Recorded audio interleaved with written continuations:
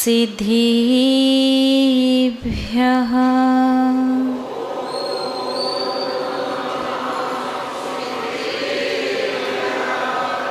ॐ नमः सिद्धिभ्यः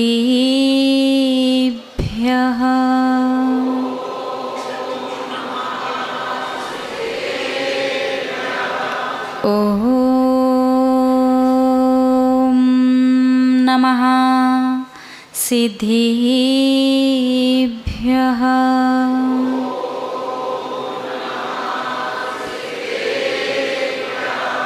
मंगलम भगवान अर्हन्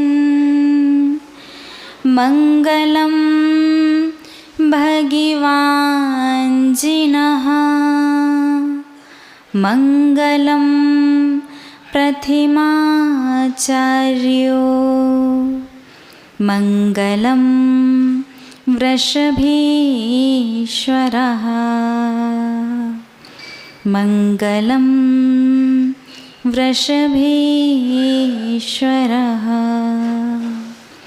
जय बोलिए त्रैकालवर्ती त्रैलोक्य पूज्य विश्वाराध्य पंच परमेष्टि भगवान की।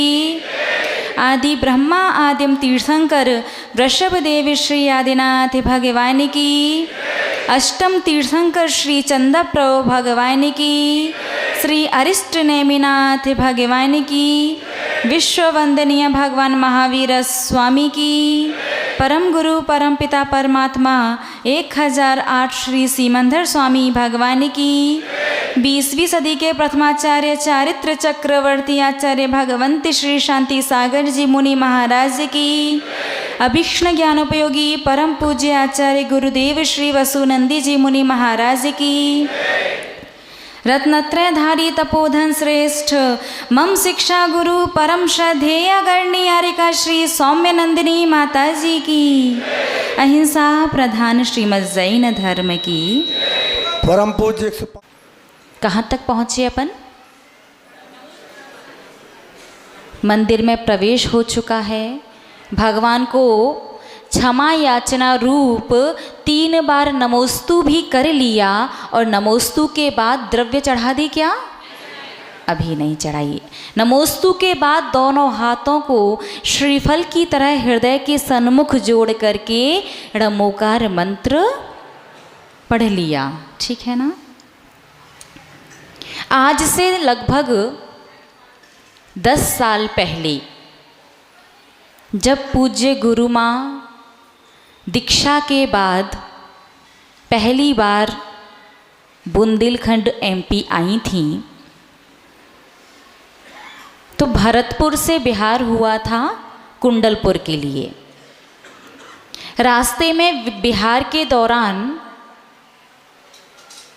रात्रि का विश्राम कई बार अन्य संप्रदाय के द्वारा बनाए गए स्थानों पर हुआ।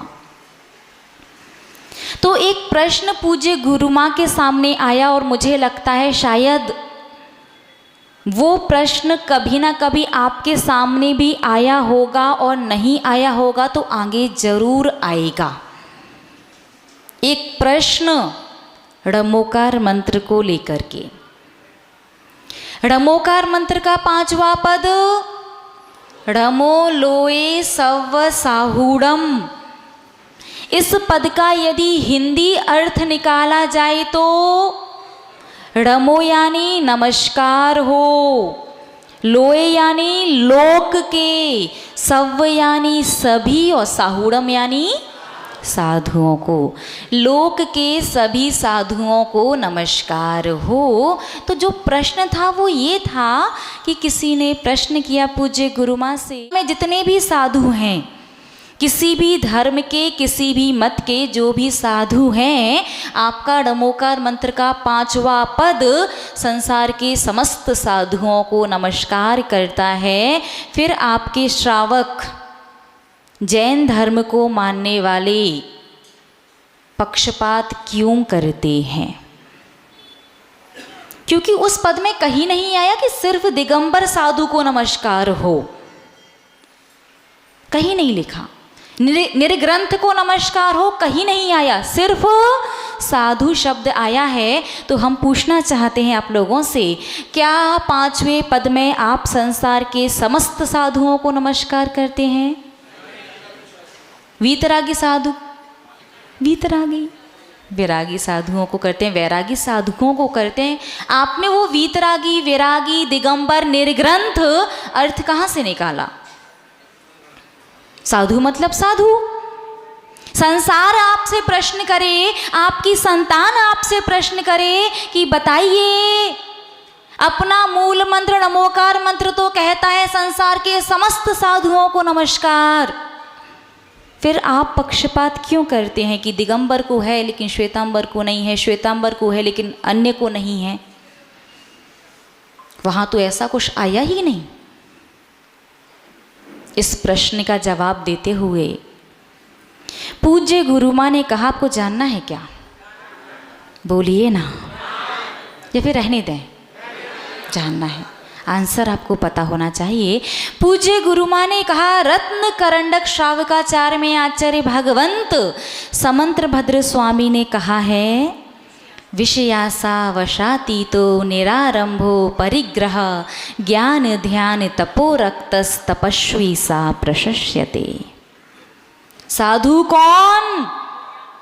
जो विषयों की आशा के वश से रहित, विषय की आशा, पंचेंद्रिय सुखों के विषय की आशा से रहित हैं, जिन्हें खाने के लिए आपकी तरह चटपटा मसालेदार और बार बार नहीं चाहिए, जिन्हें सुंदर दिखने के लिए आपकी तरह रंग बिरंगे वस्त्र, या कहें कि मुनिराजों को तो वस्त्र ही और आभूषण वगैरह भी नहीं चाहिए, जिन्हें इंद्रिय संबंधी भोग भोगने के लिए स्त्री या संतान या परिवार नहीं चाहिए, जो पंचेंद्रिय विषयों की आशा के वश से रहित हैं। और कैसे हैं?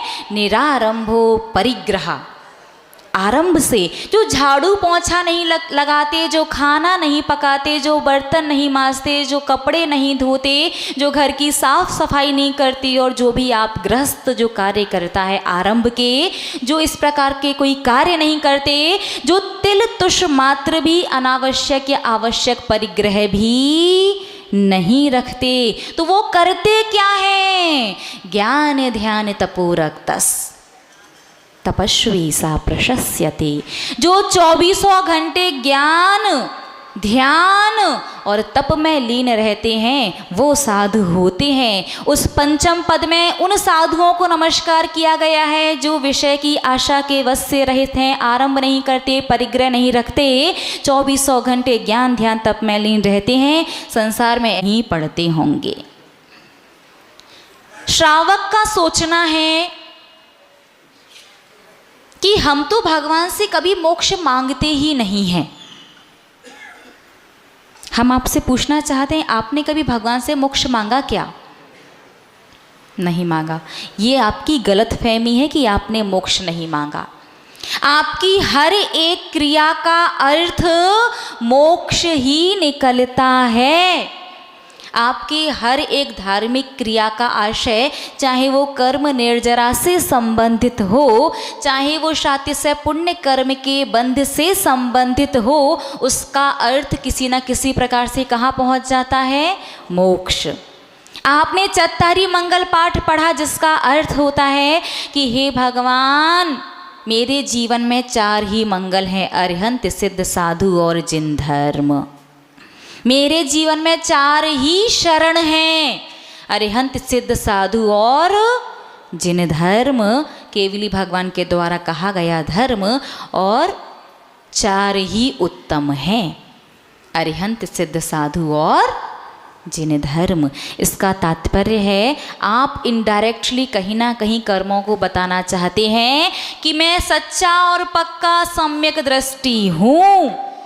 सम्यक दृष्टि मतलब श्रद्धावान, जिनेंद्र देव के प्रति मुझे वो आस्था, वो श्रद्धा है कि जीवन में कभी भी कठिन से कठिन कोई भी परिस्थिति और कैसा भी समय आ जाए, मैं देव शास्त्र गुरु के अलावा किसी को भी भगवान मानने वाला नहीं हूँ। और जो सम्यक दृष्टि होता है वो अधिक से अधिक अर्ध पुद्गल परावर्तन काल के अंदर कहाँ चला जाता है?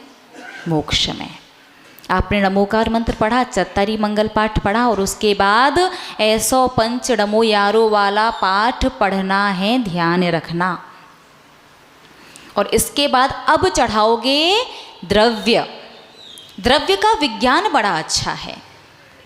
सबसे पहले तो आपको ये पता होना चाहिए कि जो मेहनत करके अपनी खून पसीने की कमाई को खर्च करके आप द्रव्य लेकर के आते हैं, जैन धर्म में भगवान को ना तो भोग लगाया जाता, ना अपने भगवान भोजन करते हैं। सारी की सारी द्रव्य मंदिर के माली के पास जाती है। फिर आप अपनी मेहनत की कमाई को खर्च करके द्रव्य लेकर के मंदिर क्यों आते हैं? नीतिकार कहते हैं देव शास्त्र गुरु राजा ज्योतिषी के पास खाली हाथ नहीं जाना चाहिए। तो नीतिकार की सारी बात मानते क्या आप? नहीं ना। नीतिकार तो ये भी कहते हैं कि बार बार नहीं खाना चाहिए। नीतिकार तो ये भी कहते हैं कि शुद्ध सात्विक और मर्यादित घर का ही भोजन करना चाहिए। नीतिकार तो ये भी कहते हैं कि रात्रि में भोजन तो करना ही नहीं चाहिए, पानी भी कम से कम सोने के 2 घंटे पहले छोड़ देना चाहिए। सारी बात मानते क्या? नहीं मानते। फिर ये वाली बात, लॉजिक क्या है? आपकी मेहनत की कमाई आप खर्च करके द्रव्य लेकर के आए, और आपकी द्रव्य से भगवान ना तो उसे ग्रहण करते हैं, ना उसका भोग या भोजन करते हैं। सारी द्रव्य मंदिर के सेवक के पास चली गई। फिर रोज भगवान के दर्शन करने आते समय द्रव्य लेकर के क्यों आना चाहिए?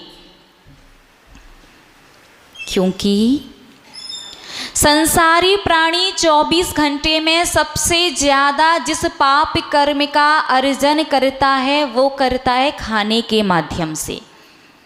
दिन भर खाता है, रात भर खाता है, भक्ष्य खाता है, अभक्ष्य खाता है, जब तक सोता नहीं है तब तक खाता है, और सो करके उठ के सबसे पहले खाना शुरू कर देता है। बहुत से लोग ऐसे होंगे जो रात में अन्न नहीं खाते, रात्रि में अन्न नहीं खाते, अन्य वस्तुएं खाते हैं। होता ना, ड्राई फ्रूट्स, हाँ, फरारी मूंगफली, मेवा, फल, दूध, रबड़ी और जो भी है, अन्न नहीं खाते, अन्य वस्तुएं। तो 24 घंटे में सबसे ज़्यादा संसारी प्राणी खाने से संबंधित पाप कर्म का बंध करता है। धर्म स्नेही महानुभाव, आप जो एक मुट्ठी द्रव्य लेकर के आते हैं ना, उस द्रव्य से 24 घंटे में खाने के द्वारा बांधा गया पाप कर्म धुल जाता है, इसलिए द्रव्य लाते हो। ध्यान रखना, ये मत सोचना कि हमारे द्रव्य चढ़ाने से माली का परिवार पलता है, गलत फहमी है आपकी। तो क्या एक मुट्ठी द्रव्य से सारा पाप? क्योंकि पाप तो इतना सारा, और द्रव्य कितनी? एक मुट्ठी, वो भी किराने वाले को पता होता। जैन साहब आए हैं, चावल मांग रहे हैं, कौन से चाहिए? सब अनुभव से बता रहे हैं, ये तो पक्का है। पहला प्रश्न भी वो किराने वाला यही पूछता, मंदिर के या खाने वाले, कौन से वाले चाहिए बता दो भैया। तो द्रव्य से पूरा पाप नहीं धुलता, द्रव्य से धुलता है सिर्फ 16% पाप। 84% अभी भी बाकी है। वो 84% किससे धुलता है? वो 84% पाप धुलता है हम कैसे भावों से द्रव्य लेकर के आए हैं। हम एहसान के भावों से तो नहीं लाए कि भगवान शुक्र मनाओ, द्रव्य लेके आते, खाली हाथ नहीं आए। कि अहोभाव से भर करके कि हे भगवान, सौभाग्य है मेरा, मैं संसार का सबसे भाग्यशाली व्यक्ति हूँ। 700 करोड़ की आबादी है विश्व की, और उसमें 130 करोड़ तो भारत की ही आबादी, उसमें लगभग यहाँ वहाँ के सारे टुकड़े मिला लो तो जैन धर्म को मानने वाले किसी ना किसी प्रकार से लगभग 1 करोड़।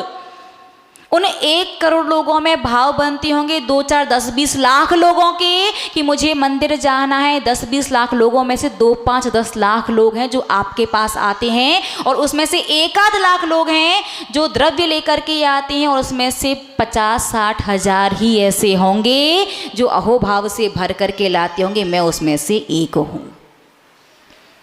तो आप जैसे भावों से द्रव्य लाते हैं, उसी प्रकार के भावों के द्वारा आपके पास आता है 100% पुण्य, और उस पुण्य में से पहले क्या माइनस होगा? 16% क्यों होगा? 84% बचा था ना पाप। 84% जो खाने वाला पाप बचा था, उस पुण्य में से पहले 84% पाप का हिसाब किताब बराबर हो गया। अब आपके पास क्या बचा? 16% पुण्य। मतलब कमाल करते हैं आप लोग, बनिया है पूरे पक्के। इन्वेस्टमेंट वहीं जहां प्रॉफिट, वो भी कई गुना ज़्यादा। एक मुट्ठी द्रव्य से सिर्फ खाने का पाप ही नहीं धुला, बाकी 16% जो पुण्य बचा, वो पुण्य आगे आने वाले भवों में आपके भोजन की व्यवस्था बनाता है। यानी 4 गतियों में ऐसी कौन सी गति है जहां भोजन नहीं मिलता?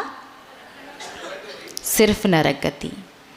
त्रियंच गति में मिलता है, आधा पेट मिले जब कभी मिले, लेकिन मिलता है। मनुष्य गति में मिलता है, और देव गति में तो अमृत की व्यवस्था। अमृत जब भी भूख की इच्छा हुई, कंठ से अमृत झड़ जाता है। चबाना भी नहीं है, बनाना भी नहीं है, और पचाना भी नहीं है।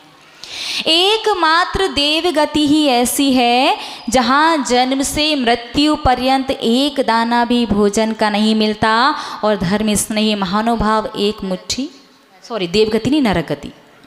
आप इतना ध्यान से सुन रहे हो। हमने कहा देव गति ही ऐसी, आपने कहा हाँ माता जी। कौन सी गति है?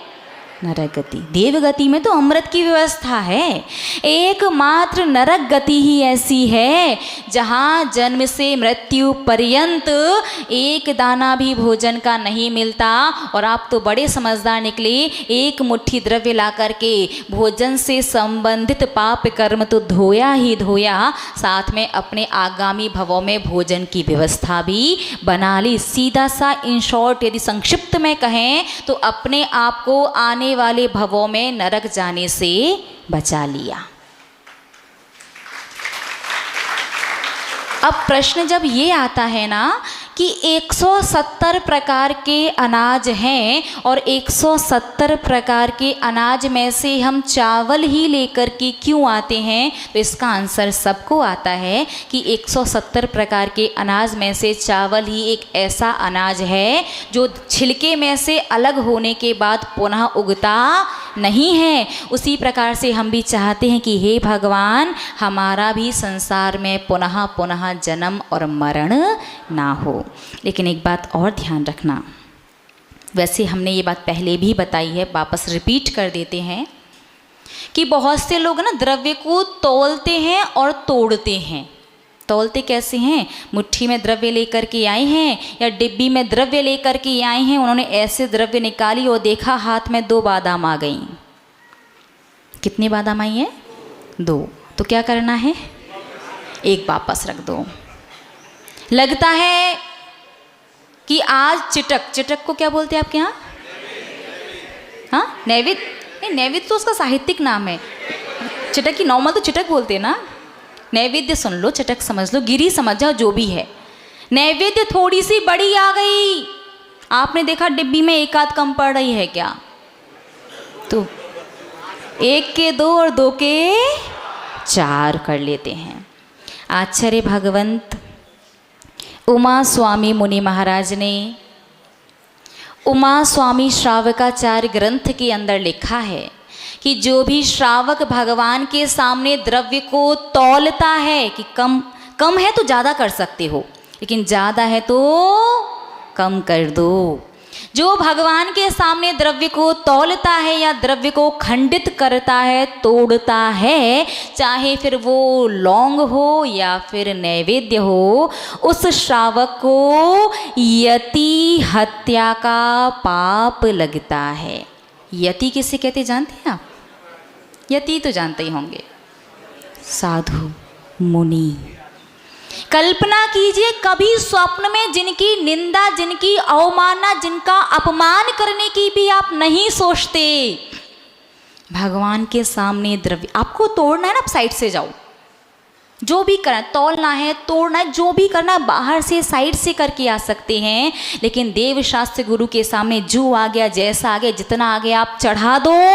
भगवान बिल्कुल बुरा नहीं मानेंगे कि आदिनाथ को 2 बादाम और चंदा प्रभु को सूखे चावल, बिल्कुल बुरा नहीं मानेंगे। लेकिन कर्म जो है ना वो रागी द्वेषी, क्योंकि शुभ कर्म भी होते हैं और अशुभ भी होते हैं, और आपकी छोटी छोटी सी क्रिया कर्मों को बड़ी बुरी लग जाती है, और कर्म बुरा मान जाते ना तो हालत खराब कर देते हैं। कर्मों ने भगवान को नहीं छोड़ा, भगवान आदिनाथ को भी 6 माह तक मुद्रा लेकर के घूमे, लेकिन आहार का लाभ नहीं हुआ, और भगवान पार्श्वनाथ पर 7 दिन तक, आप सोचो, भगवान के गर्भ में आने के 6 महीने पहले से देवलोग रत्नों की वर्षा शुरू कर देते हैं। कितने टाइम पहले? 6 महीने पहले। एक दिन में कितने रत्न? एक दिन में 4 बार, और एक बार में 3.5 करोड़, तो टोटल कितना हुआ? 14 करोड़। कल्पना कीजिए, जो देवलोग भगवान के गर्भ में आने के 6 महीने पहले से 14 करोड़ रत्नों की वर्षा कर रहे हैं, भगवान ने मुनि दीक्षा ले ली है, जंगल में बैठे वो देवलोग उस समय क्या कर रहे थे? क्या उस समय सौधर्मेंद्र को ध्यान नहीं आ रहा कि भगवान के ऊपर उपसर्ग हो रहा है?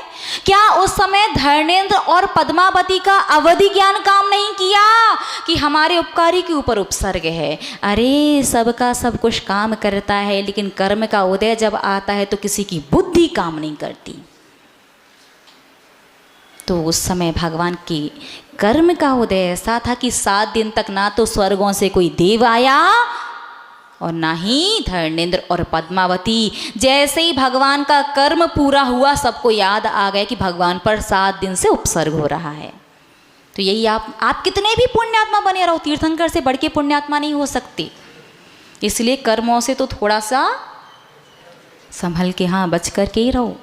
जितना आवश्यक उतना ही 3-5 करना, उसे उंगली दिखाई ना तो हाथ पकड़ लेगा, और एक बार उसने जकड़ लिया ना आपको तो 84 लाख योनियों और दुर्गतियों में लेकर के जाएगा, और आपके पास कोई मार्ग भी नहीं होगा अपनी गलती सुधारने का।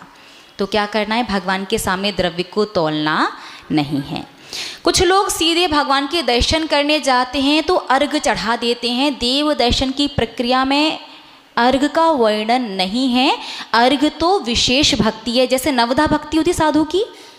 साधु की आहार के समय कितनी भक्तियाँ? 9 भक्तियाँ। गिनाना जरा। पड़गाहन, उच्चासन, पाद प्रक्षालन, पूजन, नमस्कार, मन शुद्धि, वचन शुद्धि, काया शुद्धि, आहार जल शुद्ध है। इस नवधा भक्ति में कहीं भी परिक्रमा आई क्या? बोलिए ना। नहीं है। पड़गाहन का मतलब होता है सिर्फ उनका जो संबोधन है, नमोस्तु या एक वंदामी जो भी है, स्वामी नमोस्तु नमोस्तु नमोस्तु, अत्रो अत्रो अत्रो, तिष्ठो तिष्ठो तिष्ठो, आहार जल शुद्ध है। तो परिक्रमा क्या है? परिक्रमा विशेष भक्ति है, वैकल्पिक भक्ति। चाहो तो आप कर सकते हो और नहीं चाहो तो ऐसा नहीं है कि बिना परिक्रमा के साधु मंदिर में लौट जाए। ठीक है ना? उसी प्रकार से देव दर्शन की प्रक्रिया में अर्घ वैकल्पिक है। चाहो तो चढ़ा सकते हो, नहीं चाहो तो नहीं चढ़ाओ, लेकिन द्रव्य चढ़ानी है। कैसे चढ़ानी है आप लोग जानते हैं? णमोकार मंत्र पढ़ा, णमोकार मंत्र की महात्म्य की गाथा पढ़ी, 105 नमो यारो, चत्तारी मंगल पाठ पढ़ा। उसके बाद अब चढ़ाना है द्रव्य, और द्रव्य चढ़ाने के लिए आपको अपने हाथ में लेने हैं सिर्फ अक्षत। सफ़ेद चावल, अंगूठा अंदर और मुट्ठी बंद। इसी प्रकार से लेते कि लेते ही नहीं हैं? लेते हैं। अब एक प्रश्न हमारा आपसे, यदि हम आपसे कहें मुट्ठी बनाओ, कैसे बनाओगे? मुट्ठी, अरे हमने कहा मुट्ठी बनाओ, नॉर्मली ऐसे बनाओगे? ऐसे बनाती हूँ मुट्ठी, ईमानदारी बताओ, ऐसे, ठीक है। फिर भगवान के दर्शन करते समय अंगूठा अंदर करके मुट्ठी क्यों बनाना? और ये मत कहना कि भगवान को अंगूठा नहीं दिखाते, और आरती करते समय पूरा हाथ दिखा रहे हो, वो उस समय अंगूठा नहीं आता क्या? अभिषेक करते समय अंगूठा दिखा रहे हो, अभिषेक लेते समय अंगूठा दिखा रहे हो, नमस्कार करते समय तो सब कुछ दिखा रहे, पहली उंगली भी दिखा रहे, आखिरी उंगली भी दिखा रहे, अंगूठा भी दिखा रहे। पता नहीं लॉजिक कैसे कैसे भगवान को अंगूठा नहीं दिखाते। तो मुट्ठी तो इसे कहा जाता है। फिर भगवान के दर्शन करते समय जब आपको द्रव्य चढ़ानी है तो अंगूठा अंदर करके मुट्ठी क्यों बनाई जाती है? जल्दी से बताइए। समय आपका पूर्णता की ओर है, अभी तो द्रव्य भी नहीं चढ़ पाई है।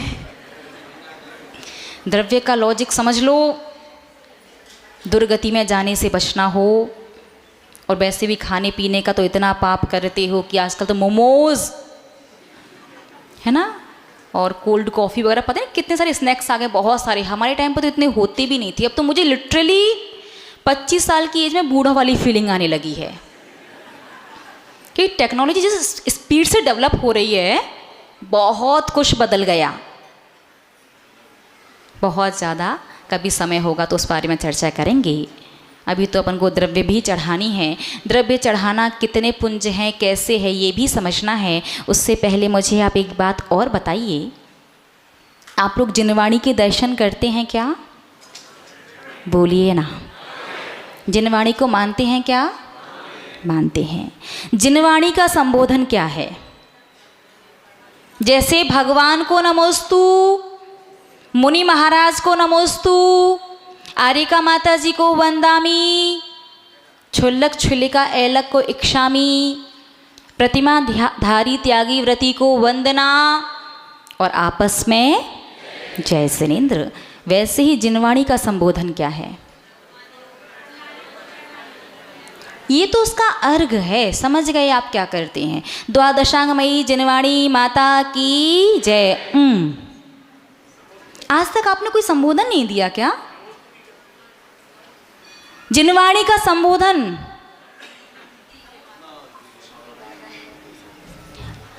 संबोधन का तात्पर्य अभिवादन से है। क्या है? नहीं, प्रतीक नहीं, अभिवादन पूछ रहे हैं। जैसे प्रतिवर्ष आप लोग श्रुत पंचमी मनाते हैं क्या? पहले ये बताओ, आप लोग जैन श्रावक हैं? पक्का जैन श्रावक हैं क्या? डाउट है? अरे हाँ है, गर्व से बोलना चाहिए। हम एक श्रावक हैं, सच्चे श्रावक। कैसे श्रावक हैं? सच्चे श्रावक। बस श्रावक श्रावक है, सच्चे तो आगे साइलेंट कर देते हैं। देवशास्त्र गुरु को मानने वाले। सच्चा श्रावक कौन होता है? जो देवशास्त्र गुरु को मानता है। आपको ज्ञान किससे मिलता है? जिनवाणी से मिलता है। भगवान जिनेंद्र देव की वाणी, उसका अभिवादन क्या है? आप कहते हैं आपको प्रवचन समझ में नहीं आता, आप कहते हैं आप जिनवाणी इतना पढ़ते हैं, उसमें बहुत सारी समस्याओं का समाधान है, आप उसे पढ़ करके समाधान अपने जीवन में अप्लाई करते हैं, लेकिन उसका रिजल्ट निकल के नहीं आता। आप कहते हैं आपको जिनवाणी की बात याद नहीं रहती, आप कहते हैं जिनवाणी सिर के ऊपर से जाती है, आप कहते हैं कि जिनवाणी से जो बेनिफिट आपको होना चाहिए वो नहीं हो रहा। माना कि नासा और इसरो के जो वैज्ञानिक हैं उन्हें नहीं पता उसका अभिवादन क्या है, तो वो हाथ भी जोड़ते होंगे तो उनका चल जाएगा, लेकिन आपका नहीं चलेगा। बहुत से लोग कहते माता जी अनजाने में किया तो, अनजाने में किया तो बस मान लो थोड़ा टाइम ज़्यादा लगेगा। जैसे जानबूझ करके जहर खाओगे तो आपके जो नस हैं जिनमें ब्लड, जिनमें रक्त बहता है, उसकी स्पीड है ना तेज़ हो जाती है, क्योंकि आपको पता है मैंने जहर खा लिया, जहर खा लिया। आपका ब्लड प्रेशर बढ़ेगा तो रक्त का बहाव तेज हो जाएगा, बहुत जल्दी आपकी पूरी बॉडी में जहर फैल जाएगा और आप मृत्यु को शीघ्र प्राप्त कर लोगे। और जिसने अनजाने में खाया है वो, उसे पता ही नहीं जहर खाया है, नॉर्मल स्पीड से खून के साथ जहर पूरे शरीर में फैलेगा और मरने में थोड़ा सा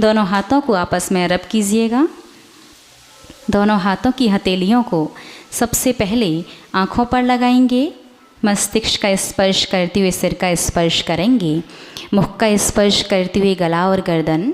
दोनों कंधों का स्पर्श करते हुए दोनों हाथ।